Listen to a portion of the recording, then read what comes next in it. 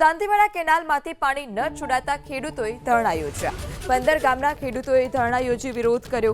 દાંતીવાડા સિંચાઈ વિભાગની પેટા કચેરી બહાર ધરણા પ્રદર્શન। કેનાલમાં ગાબડું પડતા 25 દિવસથી ખેડૂતોને પાણી નથી મળી રહ્યું। સિંચાઈનું પાણી ન મળતા ખેડૂતોમાં ભારોભાર આક્રોશ છે।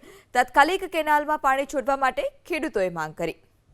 ત્યારે દાંતીવાડા સિંચાઈ વિભાગની પેટા કચેરી બહાર ખેડૂતો પહોંચ્યા, જ્યાં મોટી સંખ્યામાં ખેડૂતો પહોંચતા ધરણા પ્રદર્શન કરવામાં આવ્યું। 25 દિવસથી કેનાલમાં ગાબડું છે, જેને કારણે ખેડૂતોને પાણીનો જે જથ્થો છે તે નથી મળી રહ્યો, જેને કારણે ખેડૂતોને હાલાકી પણ છે। અનેકવાર રજૂઆત કરવા છતાં કેનાલમાં ગાબડું પૂરવામાં ન આવતા ખેડૂતો આખરે કચેરી બહાર પહોંચ્યા, જ્યાં ધરણા પ્રદર્શન કર્યું।